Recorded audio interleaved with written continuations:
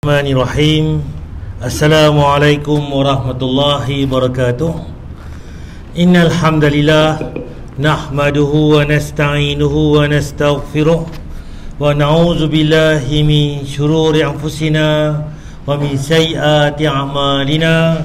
May yahdihillahu fala mudhillalah wa may yudlil fala hadiyalah. Asyhadu an la ilaha illallah wahdahu la syarikalah wa asyhadu anna Muhammadan abduhu wa rasuluh. Amma ba'd. Yang saya hormati Tuan Imam Ustaz Muhammad, tuan-tuan daripada Allah sekalian, pertama sekali marilah sama-sama kita manjatkan rasa syukur kita kepada Allah Subhanahu Wa Taala kerana limpah kurnianya, dengan rahmatnya dia beri masa kepada kita, dia beri tenaga, dia beri kesihatan, dia beri kesempatan pada hari ini dapat sama-sama kita hadir untuk sama-sama kita solat maghrib berjemaah dan kita sambung kuliah mingguan kita. Untuk maklumat tuan-tuan, hari ini tarikh 2 April bersama dengan 19 Syakban. Tuan-tuan nota tuan-tuan ni, tarikh kita ni 26 Mac. Saya dah print dah itu tuan-tuan. Minggu lepas nak mai kuliah tuan-tuan ni. Tapi saya tuan minggu lepas ni, saya pagi tu sampai ke petang tu malam saya duduk sambung buat assignment saya. Duduk mengaji di UM tu kena ni SEM 5, SEM 10 untuk hantar dia punya kerja khusus lah, kerja orang tutor ni. Jadi kalau tak boleh nak buat kuliah ni sebab nak kena submit esok tu pula tuan. Saya minta maaf tuan, jadi kita tunda mai hari ni tuan. Dan hari ni pula tuan, saya pun tadi pun ada kuis lah, kelas ganti tadi. Lepas tu mai petang tadi kena cucuk pula dos kedua. Tengok tuan, P2020 tu besar. Rupanya pagi ramai, petang tak ramai tuan. Bila kita pergi awal tuan, dia kena tunggu 4 ke 6 orang. Satu bekas tu di share untuk 4 ke 6 orang. Tak cukup korang, tunggulah kita. Tuan, dia punya ni lah. Bagi yang belum daftar tuan, daftarlah tuan. Ni baru ni pun dia kata nak keluar pi berentas padan negeri. Kena cucuk tuan 2 dos. Kalau tak ada itu berat tuan. Tuan cucuklah. Ni tu kata perasan balik. Kita cucuk rubella, cucuk 1 tahun, cucuk 7 tahun, sama kan. Cuma yang ni dah jadi ni satu dunia nak cucuk. Jadi macam takut-takut. Naknya benda yang sama aja. Kan? Cucuk kancing gigi tuan-tuan, pi kena paku tu, pi klinik, cucuk. Lebih kurang yang tu lah tuan-tuan. Jangan tuan takut tuan. Yang serah pada Allah tuan. Itu kerja kita cari ubat, itu kerja kita. Cuma Allah nak bagi pulih ke apa, itu serah pada Allah. Tapi kita usaha tuan-tuan. Okey, pada tajuk ini kita akan sentuh tentang tajuk larangan mengambil ghanimah bagi imam kecuali 1/5. Apa cerita tentang harta ni, yang mana ghanimah ni harta apa? Kan? Apa kata ghanimah ni? Mana harta ghanimah ni? Kemudian berapa pecahan dia, kita akan sentuh sebentar lagi. Okey, sebelum saya nak pergi ke tajuk kita hari ni, kita akan tengok sikit tuan-tuan tentang ada satu benda, 2 ibadah dalam doa. Apa ibadah dan doa yang boleh kita review atau kita ulang kaji tuan. Tansurullaha yansurkum wa yuthabbit aqdamakum. Berdoalah, karena dengan berdoa Anda telah melakukan 2 ibadah. Yang pertama, Anda mengagungkan Allah Subhanahu wa taala, dan yang kedua, Anda menghinakan diri di hadapan Allah Subhanahu wa taala. Okey, doa ni tuan, kalau perasan dia ada 2 benda. Pertama, kita agungkan Allah, kita besarkan Allah. Segala puji bagi Allah, Tuhan sekalian alam. Kan? Alhamdulillah alamin. Wassalatu wassalam. Nampak? Bila awal doa tu, kita puji Allah dulu. Kemudian syarat dia pula, kita salawat pada Nabi. Dan doa ni kita mesti rendah diri. Mana ada orang doa tuan, ya Allah ya Rahman ya Rahim, aku ni perkasa, aku ni kuat, bagilah kekuatan lagi. Tak ada tuan. Dia mesti habaq, kita ni lemah, kita ni lekeh, kita ni pelupa, kita ni dhaif. Kita akan rendah diri tuan. Itu fungsi doa. Kalau kita hebat, apa doa? Nampak? Yang pertama, puji Allah. Kedua, kita hina diri kita, kita merendahkan diri kita. Itu sifatnya doa tuan-tuan. Dan 2 hal tadi akan menjadikan diri kita memperoleh kecintaan Allah Subhanahu wa taala. Bila 2 ni bergabung, kita puji Allah, kita kaitkan semua yang ada ni Allah punya, Allah hebat, Allah pengasih, Allah penyayang, Allah sekalian alam, menguasai sebagainya. Baru kita masuk dengan kelemahan kita, kerendahan diri kita, kealapan kita. Itu tuan-tuan. Berdoalah, karena dengan berdoa Anda tidak akan mungkin pulang dengan tangan hampa. Nampak? Bila berdoa tuan, Allah kata berdoalah. Bila berdoa ni kita takkan pulang dengan tangan kosong, dengan hampa, tuan. Berdoalah karena Allah tidak mungkin mengecewakan orang yang mau berdoa kepadanya. Dalam hadis Sebab tuan ada banyak dalil. Dalilnya yang pertama, Allah kata aku ni malu. Lihat hamba aku berdoa angkat tangan pada aku. Tiba-tiba aku tak bagi doa yang diminta, tak kabulkan, tak perkenankan. Allah malu pada kita, tuan. Kita minta tapi Allah tak bagi. Allah malu. Terutama pula yang mana mengangkat tangan pada Allah. Tapi tanya dari pula, pasal apa Allah tak bagi? Ada jawapan dia, tuan-tuan. yang sahih Rasulullah sallallahu alaihi wasallam bersabda, "Ma min muslimin yad'u Allah bi da'watin laysa fiha ithmun wala qati'atu rahimin illa a'tahu Allah ihdatsalat." Tidaklah seorang muslim berdoa kepada Allah selama dia tidak melakukan kezaliman dan selama dia tidak memutuskan tali silaturahim. Nampak ada dua sifat ni. Kalau kita berdoa kepada Allah, tak buat dua benda ni, tak berlaku zalim, tak aniaya orang, tak buat khianat ke orang, ataupun tidak memutuskan hubungan silaturahim, tak bergaduh dengan orang. Dua ni kita peda, apa Nabi beritahu, kan? Pasti Allah akan memberikan salah satu di antara tiga hal. Jadi pasti Allah akan bagi salah satu daripada tiga benda ni. Kemungkinan yang pertama adalah Allah akan segerakan kabulkan permohonannya. Pertama sekali, minta lala dapat. Minta saja malam ni, esok Allah kabul. Minta saja lah, sehari keluar ni Allah bagi terus. Ada orang lagu tu yang mana minta lala dapat terus. Bahasa kita Allah kabul masih doa dia. Itu yang pertama, kan? Dia minta kaya, Allah langsung kasih kaya. Dia minta rahmat, langsung dikasih rahmat oleh Allah Subhanahu wa Minta taala. kaya dapat kaya, minta bahagia dapat bahagia, minta apa-apa dapat lala tu juga. Ada orang lagu ni, kan?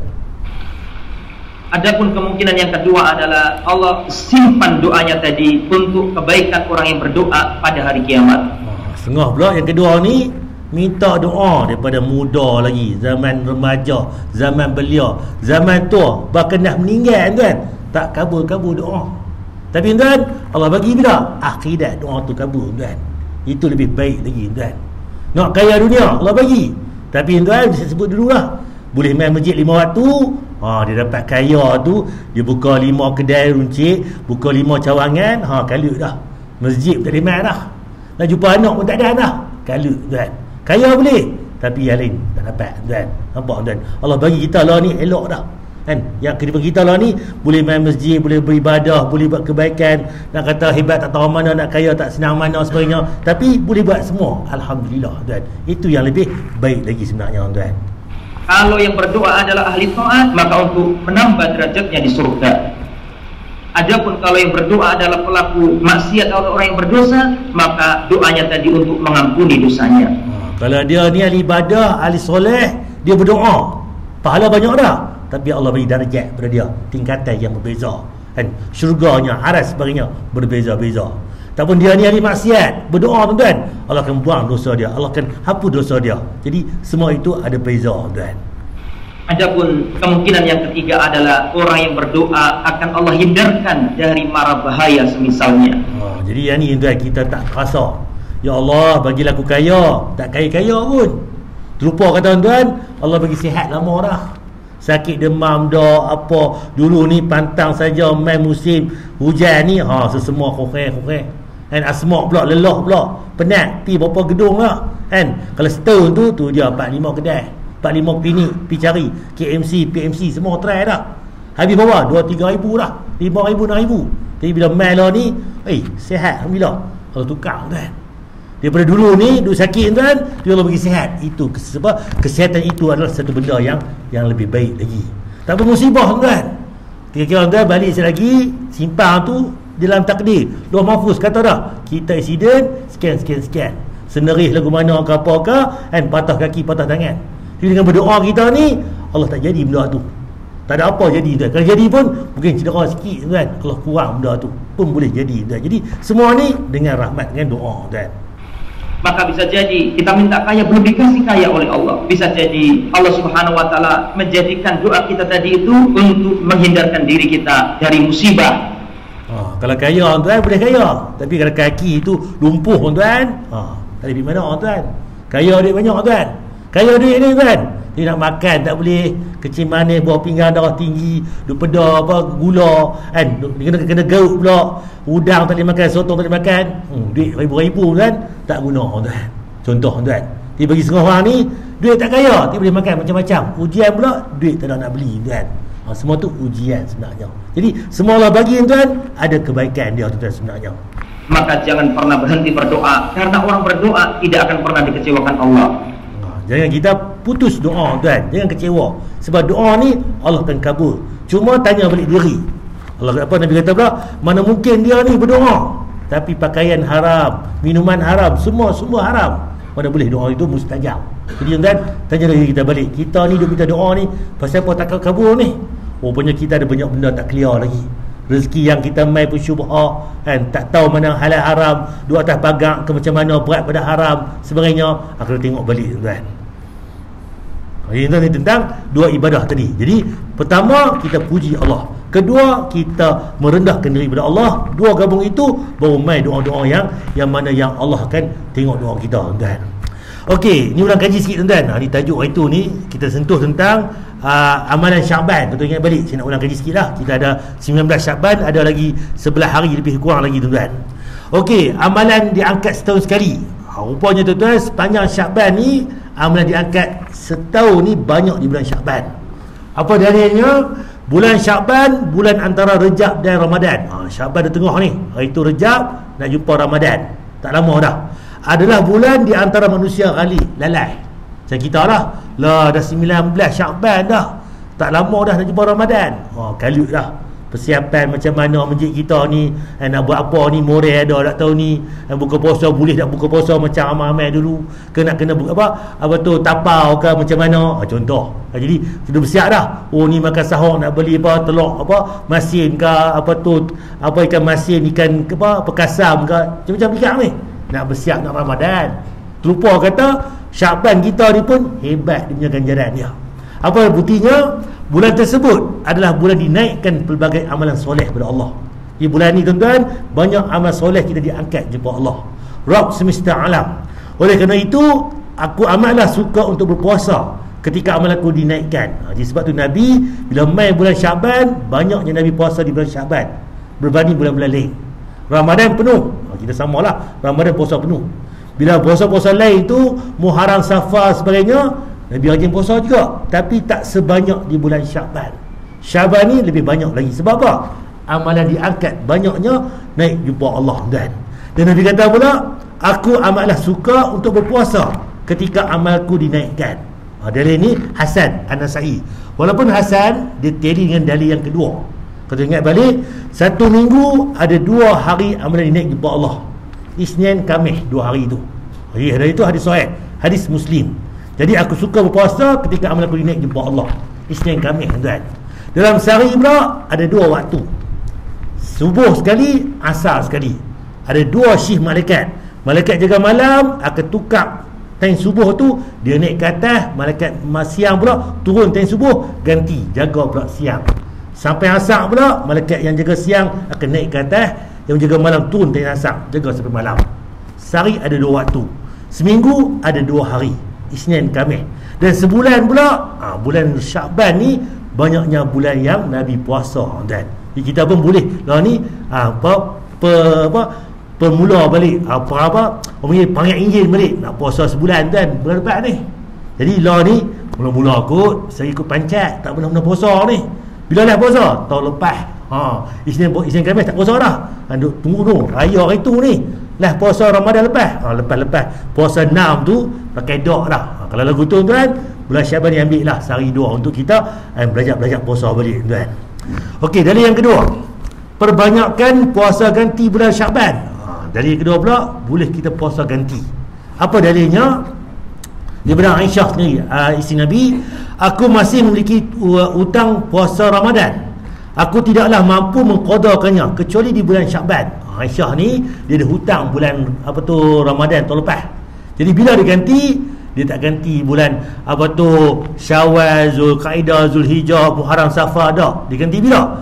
Bulan Syaban. Kerana kita duk marah bini kita ni, awaklah hamah ni, hanjah ni, main bulan Syaban ni barulah nak puasa ganti. Teruklah hang ni. Hari tu duk kali-kali. Kena kita betiak, kan? Tak, tuan, isteri Nabi sendiri pun dia banyak ganti di mana? Di bulan Syaban. Yahya, salah satu perawi hadis, mengatakan bahawa hal ini dilakukan Aisyah kerana beliau sibuk mengurus Nabi SAW. Hadis Bukhari dan Muslim, kuat tuan. Di kita pun orang perempuan dia puasa ganti, kita lelaki pun puasa sama. Sebab Nabi pun banyak puasa di bulan Syaban. Dia puasa, kita pun puasa lah. Takkan dia nak balok kita perangat berumur pula dah dia puasa. Dan kita pun meraihkan, kita pun puasa sama. Jadi kan perbanyakkan puasa di bulan Syaban. Ini dalil dia. Hadis Bukhari Muslim. Dan last sekali tuan-tuan, ni tujuh itu ni, perbanyakkan amal membaca Quran di bulan Syaban. Bulan Syaban ni bulan yang mana para sahabat dulu ni dinamakan bulan Al-Quran. Apa dalilnya? 3 dalil. Salmah bin Qahil berkata, dahulu bulan Syakban disebut pula dengan bulan membaca Quran. Zaman sahabat dulu ni main Syakban ni dia berderah lah. Bahasa kita ni bila main Ramadan nak baca solat tarawih, nak baca qiyamul lail, jadi dah perangat dah. Dan sebulan pertama ni yang hujung ni Syakban ni mula-mula buka balik dah, selok dah. Nak jadi imam, kalau tak jadi imam masjid pun kita PKP dah lepas. Imam di rumah masing-masing. Tak kena baca 3 kul kat bini. Qul Allahu ahad, Allahu samad, pertama. Qul a'udzu birabbil kena 11 rakaat tuan. Tak apalah semalam. Kena 30 malam. Letih dah tuan-tuan. Kita pangat balik. Kalau boleh tu wadduha ke bawah sikit, naik sikit ke atas contohnya. Jadi pelbagaikan bacaan kita. Jadi Nabi berhabaq tak nusang kita. Hafal surah yang kita baca. Bacalah surah kita hafal tu. Surah bacaan ni semayang ni Nabi tak memberatkan kita. Cuma takkan umur 30, 60, 70 ni 3 kul. Bagilah banyak sikit tuan. Okey, Am bin Qais ketika memasuki bulan Syakban, jadi beliau menutup kedainya dan lebih menyibukkan diri dengan Al-Quran. Nampak sahabat-sahabat tuan, dia tak pikak dah dunia ni, nampak akhirat. Boleh tutup kedai tuan Syakban. Ni tak Ramadan lagi, baru Syakban. Ustaz, sehari ni boleh 500. Kalau 10 hari dah 5,000. Kalau sebulan Ustaz 15,000. So kita punya mantap tuan. Berjanji bilik tak boleh tutup ni. Nampak tuan, apa? Kita tak sampai tahap tu lagi. Kalau bagi sahabat tuan sanggup tutup kedai sebab apa? Sebab nak sibuk dengan Al-Quran, nak tadarus balik, nak ulang kaji balik tuan. Ni yang berlaku. Abu Bakar Al-Bakhir berkata, bulan Rajab saya menanam. Bulan Rajab itu ni tanam. Bulan Syakban lah ni duk jirih. Dan bulan Ramadan saat kita tuai. Itu ni tanam pokok rumah ni. Dah 5 tahun tuan. Buah baja, buah apa semua, dan buah apa tu racun sebagainya. Main bulan puasa ni kita tuai balik. Kukuk ada yang ada rumah ni tu boleh buat kenduri kot lepas ni kan. Petapa-tapau tu kan. Faham lah. Orang nak bagi, nak jual, tak tahu mana bulan puasa. Ada sedekah tuan. Okey, itu tentang ni dalil tuan. 3 benda tuan. Okey, kita pergi tuan. 2 pembela pada hari kiamat. Apa dia pembela hari kiamat tuan? Tansurullaha yansurkum wa yuthabbit aqdamakum. Ada 2 pembela pada hari kiamat yang sering kita lupakan. Padahal 2 ini akan membela kita pada hari kiamat. Rasulullah SAW bersabda, apa yang nak bela kita hari kiamat ni? Bela ni apa? Gerintor kita, buti kita, pembantu kita. Apa benda tu yang akan membantu kita? As-siyamu wal Qur'anu yashfa'ani lil 'abdi yaumal qiyamah. Puasa dan Al-Quran akan memberi syafaat bagi hamba pada hari kiamat. As-siyamu wal Quran kan, 2 benda ni, puasa dan Al-Quran, akan memberi syafaat bagi hamba pada hari kiamat, akan membela hambanya pada hari kiamat tuan. Bela hamba pada hari kiamat. Yaqulu siyam ay rabbi mana'tuhu at-ta'ama wasyahawat bin nahari fashaffi'ni fihi. Jadi nanti pada hari kiamat puasa akan berkata, membela kita di hadapan Allah. Hari kiamat tuan, puasa kita ni akan kata ke Allah, ya Allah Tuhanku, si Fulan dia puasa Isnin, puasa Khamis, puasa hari putih. Ni Syakban pula, dia pun puasa banyak bulan Syakban, ikut engkau wahai Rasulullah kan, buti. Sedangkan orang lain boleh makan, dia puasa tuan. Apa dia kata tuan? Ya Allah, dahulu aku telah menjadikan hamba ini terhalangi dari makan, minum dan menumpahkan syahwatnya di siang hari karena aku, ya Allah. Izinkan aku memberikan syafaat kepadanya. Puasa minta ke Allah, ya Allah, dulu ni aku puasa ni, dia puasa, dia sanggup tinggal makan, tinggal lapang sebagainya, dahaga, tinggal maksiat, tinggal apa tu sebagainya, benda-benda yang membatalkan puasa ni. Sebab apa? Kerana engkau, ya Allah, Jadi izinlah aku sebagai puasa ni bagi syafaat pada dia. Wa yaqulul Qur'anu mana'tuhu an-nauma bil-lail fasyafi'ni fihi. Dan Al-Quran pun berkata, ya Allah, dulu akulah yang menghalangi hamba ini tidur di malam hari karena membaca aku, ya Allah. Nampak? Aku mula kata, ya Allah, dia ni Allah bangkit malam buat tahajud, kemudian lepas tahajud pula baca Quran, selit lagi baca 2-3 muka lagi, subuh lagi baca lagi, contohnya jadi syafaat begitu kan. Kalau macam tadi ni sanggup pula cuti pula di Syaban, buka tutup kedai kerana engkau ya Allah, contoh tuan. Semua benda yang kita buat tuan jadi bukti pada kita. Itu yang paling besar lagi tuan. Maka izinkan aku memberi syafaat kepadanya, izinkan aku membelanya ya Allah. Dua benda yang sangat besar, puasa satu dan Al-Quran satu. Itu menjadi garantor kita. Maka dua-duanya diberi izin oleh Allah untuk memberi syafaat kepada pemiliknya. Sebab hari kiamat nanti tak ada apa yang boleh bantu kita kecuali apa? Amal soleh kita, puasa kita, Al-Quran kita, semua tu, sedekah kita, semua benda ni jadi burhan pada kita, bukti pada kita. Itu orang yang membaca Al-Quran dan orang yang berpuasa. Hadis Ahmad tuan, jadi beruntunglah tuan, bulan Ramadan ni tuan, Syaban ni boleh berderah dah. Kita baca Al-Quran. Masjid saya pun tuan, tadi pun ada buat pengumuman yang mana lepas asar nak mula harfiah balik dah. Lepas ni satu Ramadan ni, lepas asar mula Al-Baqarah balik. Dia pun dah mula tu harfiah tu, daripada Al-Baqarah ni habis Al-Quran. Ni nak sambung balik Al-Baqarah pula. Ni seronok. Jadi kita pun mengira apa tu, boleh hebahkan tuan. Jadi harfiah ni bagus tuan. Sebab apa? Kita boleh tahu Alhamdulillahirabbil alamin, alham segala puji, bi apa dia, apa tu, Ar-Rahmanir Rahim, Malik Yaumiddin, semua tu boleh tahu. Malik ni raja, Malik Yaumiddin raja segala hari pembalasan sebagainya, yang menguasai hari pembalasan sebagainya. Kita boleh tahu imam baca tadi apa dia. Cuma bila belajar harfiah ni belajar pula lah tajwid, belajar pula dia punya ni package lah. Cuma harfiah ni membantu kita kenal tentang apa yang Tok Imam sebut tadi. Kalau 10 ayat boleh tangkap dah 5-6 ayat. Pasal apa Imam baca surah ni? Ni tentang nikmat dunia, ni nikmat syurga, ni balasan akhirat, ni apa dia. Kita boleh ambil tahu. Bila ambil tahu tuan, semayang pun khusyuk, dia main apa rasa lain tuan. Ni Imam baca lagu mana pun buat tak tahu, lena lagi. Kacau lah tuan. Jadi kena belajar tuan. Okey, kita masuk tajuk kita hari ni tuan. Okey, tapi tuan, tajuk ini tentang larangan mengambil ghanimah bagi imam kecuali 1/5. Okey, sebelum nak pergi ke tajuk kita hari ni, kita ulang kaji sikit apa itu ghanimah. Okey, yang pertama tuan, secara harfiah ni bersama tadi perkataan tadi, huruf-huruf tadi. Ghanimah bererti sesuatu yang diperoleh seseorang melalui suatu usaha dia berusaha. Menurut istilah pula bahasa dia, itu ghanimah berarti harta yang diambil dari musuh Islam. Harta itu daripada musuh Islam. Kita perang tuan, dengan secara perang.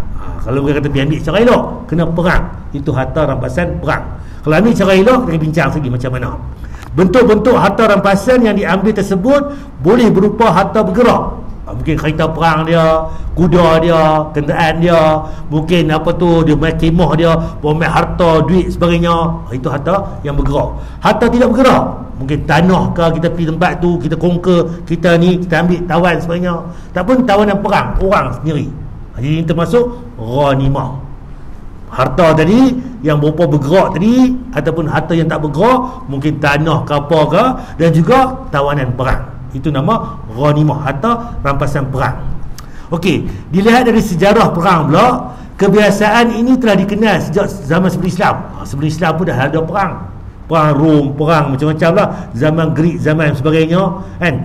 Kemudian hasil peperangan yang diperolehi ini mereka bagi-bagikan kepada pasukan yang ikut perang tersebut. Jadi harta yang kita conquer, menang tu, kita akan bahagi dengan askar-askar, dengan bahagian terbesar untuk pemimpin. Sebelum masuk Islam dan memang ada berlaku. Tapi kalau tentera perang tu pergi katalah 100 orang, 1000 orang, nanti bila nak bagi harta nanti, yang askar ni dapat sikit. Siapa boleh banyak? Raja, pemimpin, orang yang duduk atas tu, mereka boleh banyak. Itu yang berlaku. Sebelum Islam, itu yang berlaku. Tapi bila masuk Islam, dah terbalik tuan. Apa dalil dia? Setelah datangnya Islam, pembahagiannya diatur secara jelas, tanpa ada yang harus diistimewakan. Tak ada istimewa, semua sama. Kehabasan mengambil ghanimah ini dari musuh dikalahkan itu dapat diambil daripada Allah sendiri firman. Surah Al-Anfal ayat 8, surah yang ke-8 ayat 21 dan 69, ada 2 ayat. Ayat 21 ini menceritakan tentang itu memuatkan siapa saja yang akan mendapat ghanimah tersebut. Siapa-siapa pun dapat.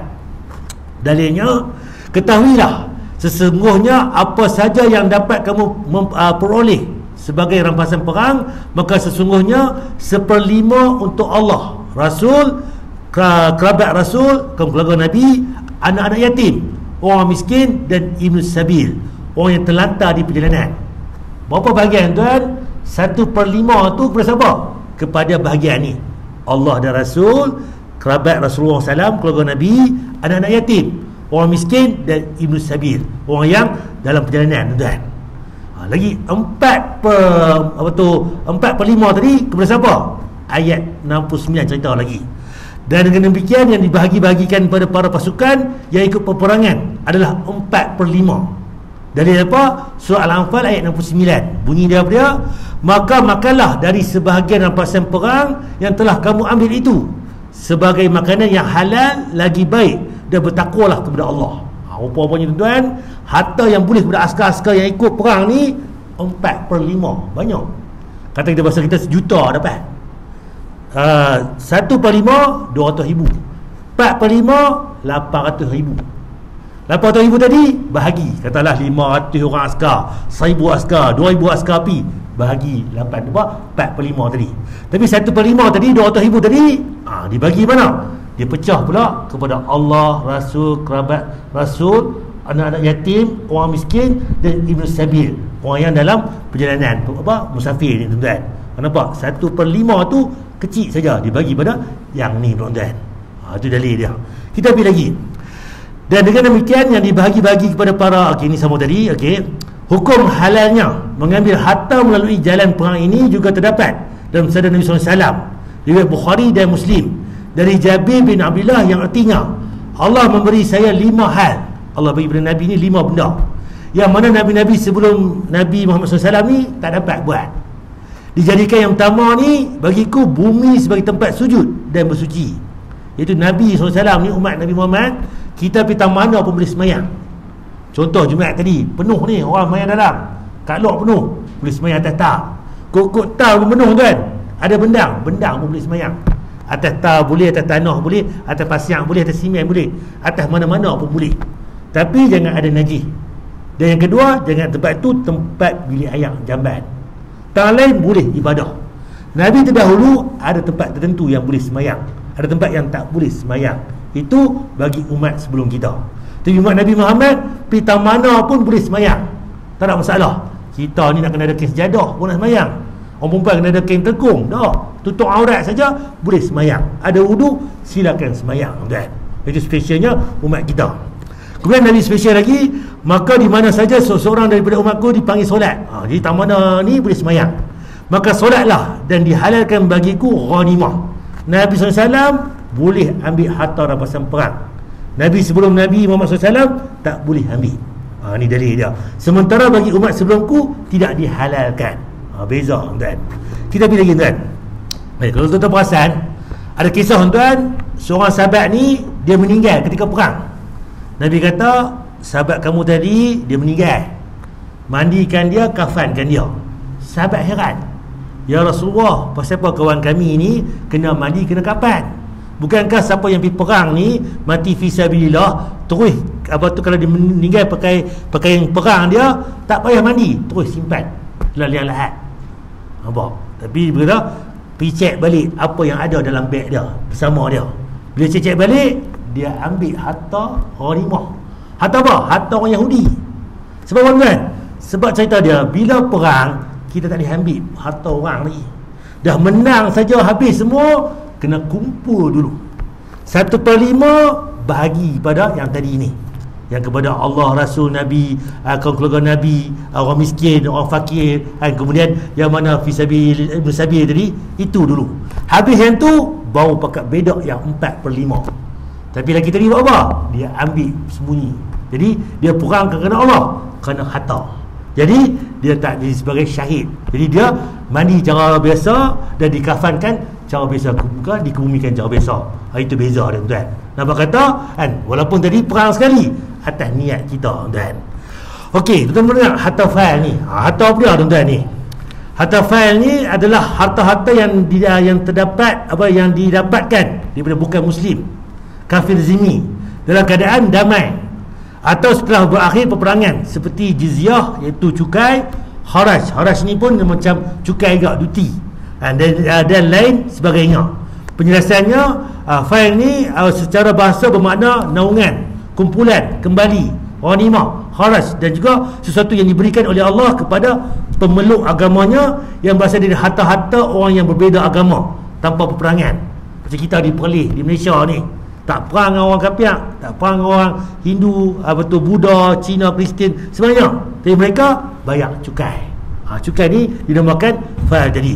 Secara istilah dia, fail ni adalah harta-harta yang didapatkan dari bukan muslim dengan cara damai tanpa perang. Sedangkan harta yang diperolehi daripada musuh Islam dengan perang namanya ghanimah. Beza tuan, ghanimah dia bukan Islam, kita lawan perang, kita menang, kita boleh rampas harta dia. Itu harta ghanimah. Harta fail tadi, harta yang mana mereka hidup dengan kita sekali, dia declare, dia taat sebagainya, dia bayar cukai sebagainya. Dan yang kedua tuan, haraj. Haraj ni apa dia tuan? Haraj bermaksud cukai hasil tanah yang dikenakan ke atas orang bukan Islam. Dalam undang-undang syariah, kharaj adalah cukai ke atas tanah pertanian.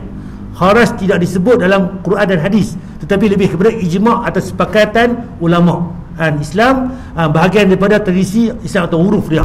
Cukai lah, cukai pintu, cukai tanah, kita buat lah ni.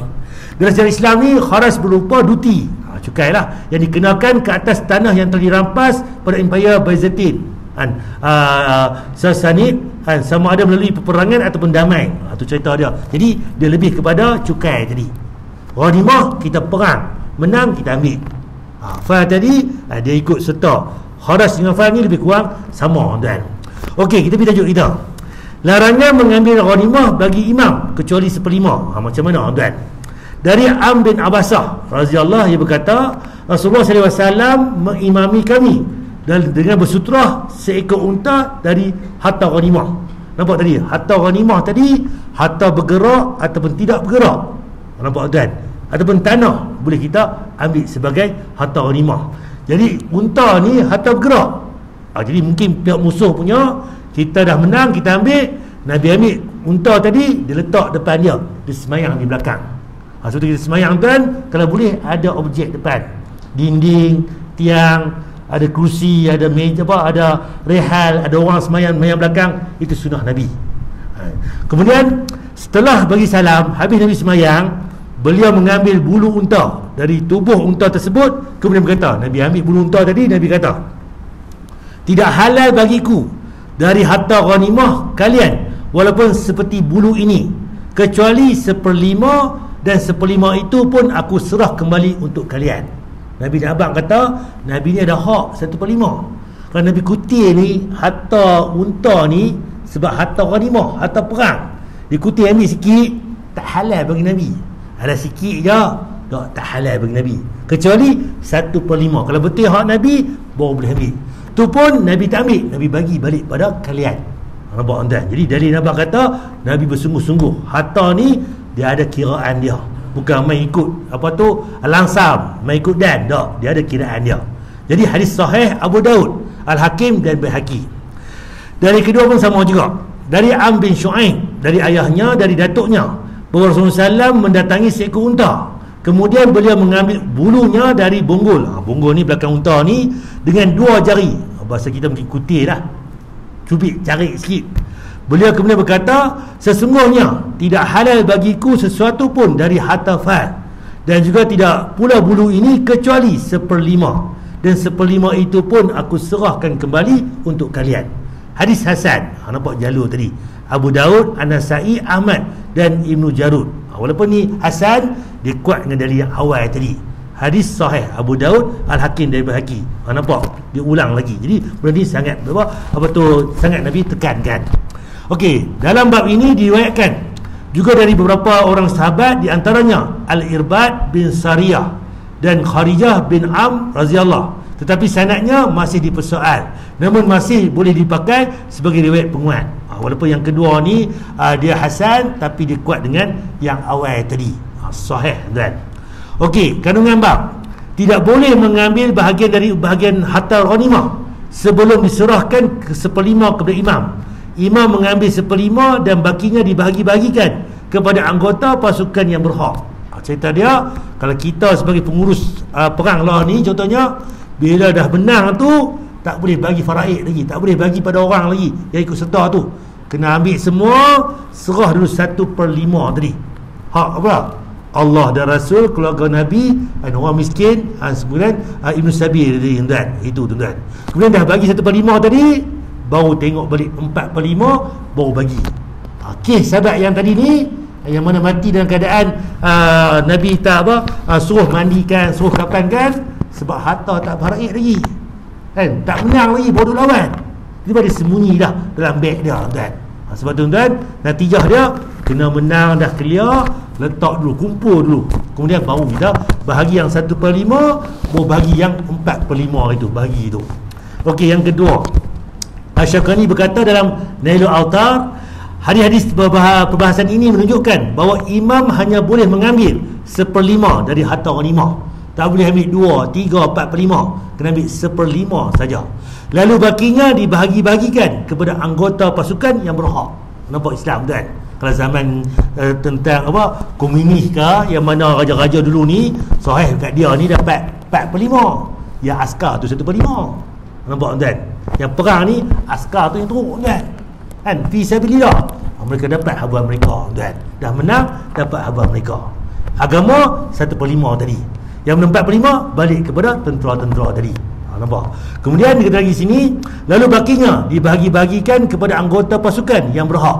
1/5 yang ia ambil juga bukan seluruhnya menjadi haknya, namun ia wajib mengembalikannya kepada kaum muslimin berdasarkan perincian tadi. Apabila rinciannya tadi, ketahuilah sesungguhnya apa saja yang dapat kamu peroleh sebagai rampasan perang, maka sesungguhnya 1/5 untuk Allah, Rasul, kerabat Rasul, keluarga Nabi, anak yatim dan juga orang miskin dan Ibn Sabil. Jadi dia ada pecahan-pecahan dia. Jadi bukan kata main ikut dan je, dia ada kiraan dia. Surah Al-Anfal ayat 41. Para ulama berbeza pendapat tentang siapakah yang berhak mengambil 1/5 seperti Nabi. Nabi dah meninggal ni, macam mana nak urus? Namun menurut pendapat yang benar adalah 1/5 itu menjadi hak imam, iaitu pemerintah itu. Ibn Katsir berkata dalam kitab tafsir Al-Quran, para ulama lainnya berpendapat bahawa 1/5 itu digunakan oleh imam untuk kemaslahatan kaum muslimin, sebagaimana halnya juga harta fal tadi. Syekh Islam Ibn Taimiyah kata ia merupakan pendapat Malik, pendapat majoriti ulama salaf, dan inilah pendapat yang paling sahih. Jadi cerita dia 1/5 tadi sah kepada kepimpinan balik, pemimpin yang itu. Dia akan bagi pula nanti macam mana fakir miskin, anak yatim, kemudian keluarga Nabi, untuk agama kita, sebenarnya untuk Ibn Sabil, semua tu dia ada pecahan-pecahan dia, tuan-tuan. Pendapat yang benar adalah ahli bait, keluarga Nabi ni macam mana memiliki hak daripada harta 1/5 itu. Dia ada hak dia. Hal itu berdasarkan hadis Abdullah bin Abbas. Ia berkata, Rasulullah SAW bersabda, aku buat kamu benci menadah tangan meminta-minta, kerana untukmu bahagian dari 1/5 harta ghanimah yang memadai dan cukup bagimu. Nampak kata keluarga Nabi pun dia ada hak dia. Tak kata keluarga Nabi nanti dia minta-minta sebagainya, tak, dia pun ada terjaga dia punya hak-hak dia. Banyak mana? Tak banyak mana, tuan. 1/5 tadi pun dia bagi tadi. Apa tu orang fakir miskin, kemudian asnaf tadi, apa tu untuk apa tu Ibn Sabil, kepada apa tu keluarga Nabi, kemudian kepada agama kita yang lain, itu tu termasuk sekali. Okey, ini tentang tajuk kita ni. Ini jawapan dia, tuan-tuan. Ghanimah ni bila perang. Dah perang, kita menang, baru boleh ambil harta rampasan perang tadi. Macam mana yang boleh bergerak, nampak kuda ke, kereta kebal ke zaman lah, kereta ke, rumah ke apa ke, yang mana tanah ke apa ke pun dikira sekali dalam tu. Cuma zaman lah ni payah berlaku perang ni, kalau perang pun tak jadi macam dulu. Sebab apa? Dia dah pecah perintah dah, negara dan sebagainya. Jadi cuma kot berlaku perang, kan, itu jawapannya. Bila dah menang nanti pula, bukan pergi ambil kudan, kena letakkan semua pada tempat, kena bagi dulu 1/5 yang tadi utamakan. Dah habis 1/5 clear, baru 4/5 untuk yang mana sertai perang tadi. Kalau tak, tuan, dia jadi tadi dia akan sangkut, tuan. Sebab apa? Kena ikut turutan dia. Kalau tak, tuan, kita akan menjadi sunnah dan akan jadi apa? Dia punya masalah-masalah ke belakang, tuan. Tentang harta ghanimah, tuan. Ada orang nak tanya tentang tajuk kita hari ni? Ada tak? Berkaitan dengan Alimah ni. InsyaAllah tu dalam minggu depan saya akan sentuh tu tentang puasa balik lah. Kita pun mungkin minggu depan sekali lagi, lepas tu puasa kan. Kita nak ulang kaji balik macam mana puasa ni kan, apakah dalil dia, puasa solat tarawih yang mana yang masih tak clear lagi, 11 rakaat main mana, 20 main mana, tempat di luar sana berpuluh-puluh rakaat pun ada, macam mana, apakah sunnah juga dan sebagainya. Kemudian macam mana tentang kelebihan Ramadan ni kan, kita jamu orang makan Ramadan, apa pahala dia dan sebagainya. Semua tu kita akan sentuh dalam minggu depan tuan. Ada saya tanya tuan? Ada. Kalau tak ada, saya pilih ada satu lagi tentang last kali tuan. Perhatikan kualiti amalan kita. Macam mana tuan tentang amalan soleh kita tuan.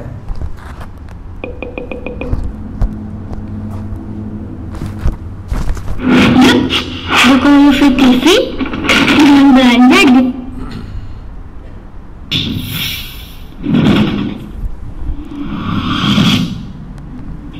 orang yang ahli sholat banyak, yang ahli puasa banyak, yang ahli bersedekah, membaca Al-Quran, hafal Al-Quran banyak. Orang yang setiap tahunnya menunaikan ibadah haji dan umrah banyak. Orang yang ahli masjid, yang ahli tafakkur, yang ahli ilmu banyak. Tapi tuan, kita banyak tuan. Tadi ni kita buat semua banyak tuan. Tapi yang diterima amal ibadahnya, kata Allah Subhanahu wa taala di dalam Al-Qur'an, "Innama yataqabbalullahu minal muttaqin." Sesungguhnya Allah Subhanahu wa taala hanya menerima dari orang-orang yang bertakwa. Nampak dalam banyak ibadah tadi kan, dalam banyak tu sedekah kita, jariah kita, solat kita, puasa kita, semua Allah terima tak? Tadi poin tadi, Allah hanya terima kepada orang yang bertakwa tuan, hanya menerima. Jadi tak semua yang kita buat ni kita dapat sebenarnya. Dia kena saring dulu. Macam mana dikatakan orang bertakwa ni tuan? Orang yang bertakwa. Dari sinilah Ali bin Abi Thalib radhiyallahu anhu beliau mengatakan, "Kunu liqabulil amal ashadda minkum ihtimaman minal amal." Jadilah kalian orang-orang yang lebih memperhatikan bagaimana amalan itu diterima dibandingkan kalian beramal. Sepatutnya tu tuan, kita lah ni berpuluh amal, buat. Kita terlepas pandang, aku buat tadi ni, rasa-rasa Allah terima tak? Puasa aku hari ni macam mana ni? Buat kualiti dah. Semayang aku tadi ni kalik dah. Aku semayang tadi aku rasa Tok Imam baca apa pun tak tahu tadi. Tak habis. Tadi ni orang pikir pula esok satu nak buat apa susun semua dah. Habis semayang, clear dah. Sedangkan semayang tu dia beribadah kepada Allah. Nampak? Fawailul lil musallin. Celakalah bagi yang semayang. Walaupun semayang dia kalik tuan. Nampak kita solat kita, ibadah kita berkualiti tak berkualiti? Meskipun sedikit tetapi diterima oleh Allah, itu lebih baik dibandingkan yang banyak tetapi Allah jadikan habaan mansura, seperti debu yang berterbangan. Ibadah kita macam mana tuan? Sikit tu Allah terima ke? Yang mana banyak tu tak ada apa, tak ada kualiti apa? Macam mana debu-debu yang berterbangan. Jadi tuan, kita nak walaupun sikit ia kualiti. Kalau banyak lagi-lagi kita nak tuan. Habaan mansura, seperti debu yang berterbangan. Poin penting sebelum bersedekah, sehingga sedekah kita bukan sekedar mengeluarkan, tetapi sedekah yang apabila dikeluarkan luar biasa pahalanya. Kalau perasan tadi tajuk hari ni tuan tentang sedekah tuan. Betul tuan? Masih nak saya lah tentang sedekah tuan. Yang nak sebutin tuan jadi 7 tangkai. 7 tangkai kelok 100 biji tuan. Alhamdulillah tuan, encik saya telefon lepas dengar kuliah tu kami kira tabung. Tu dia dapat lebih tuan. Double daripada Jumaat yang lain tuan. Ini kekhususan umat Nabi Muhammad sallallahu alaihi wasallam. Beramal ringan pahalanya besar. Tidak ada umat-umat sebelum Nabi Muhammad sallallahu alaihi wasallam seperti ini. Tetapi harus dibarengi dengan tadi, yaitu memperhatikan kualitas amal ibadah. Apapun bentuknya, amal ibadah yang berkaitan dengan tubuh, yang berkaitan dengan ilmu, yang berkaitan dengan hati, yang berkaitan dengan harta, harus benar-benar diperhatikan kualitasnya, bukan sekedar beramal. Kesimpulannya, lah ni tengok kualiti, bukan kuantiti. Semayang pun ibadah tu walaupun biasa, tapi pahala itu luar biasa. Buat biasa, tapi pahala itu luar biasa. Macam mana? Ikut apa Nabi beritahu, apa sebagainya. Wuduk macam mana, solat macam mana, sebagainya, sedekah macam mana, sampai Z. Macam mana Nabi buat, macam itulah kita nak buat. Sebiji macam mana Nabi buat. Wallahualam. Seperti itu tajuk ini, kita sambung pula pada minggu depan. InsyaAllah kita jumpa lagi tentang, kita akan sentuh tentang puasa Ramadan insyaAllah. Okay, saya minta diri tuan, ada apa nak tanya? Pernah? Subhanakallahumma wa bihamdika asyhadu an la ilaha illa anta astaghfiruka wa atubu ilaik. Assalamualaikum warahmatullahi wabarakatuh.